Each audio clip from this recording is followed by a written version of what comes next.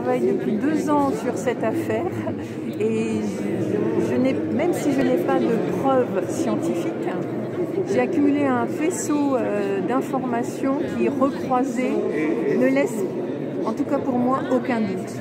Elle a bien retrouvé sa place d'origine. On a douté du fait que Bérengère avait pu être enterrée dans l'abbatiale parce que longtemps, les historiens d'art disaient au moment de la mort de Bérengère, l'église n'était pas terminée. Donc Bérengère ne pouvait pas être enterrée dans l'abbatiale.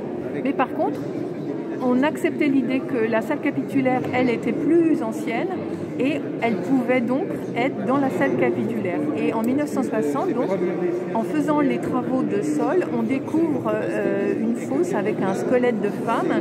Et donc, on superpose les deux informations et on se dit, ceci est le tombeau de la reine Bérengère.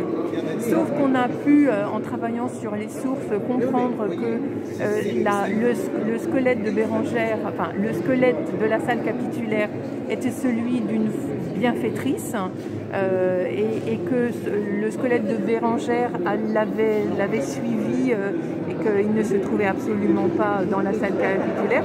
Et par ailleurs, en travaillant sur les bases, les chapiteaux, le plan et les références extérieures, on a pu aussi montrer qu'en 1230, l'église était déjà bien avancée et elle était en capacité de recevoir la sépulture de la reine Bérengère.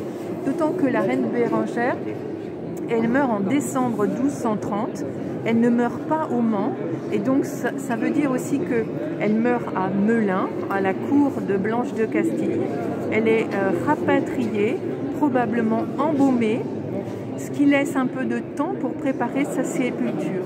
On a une consécration de l'abbatiale entre 1231 et 1234, et il est fort probable que ce soit à ce moment-là que l'on ait enterré la reine Bérengère dans son mausolée, ici dans le chœur.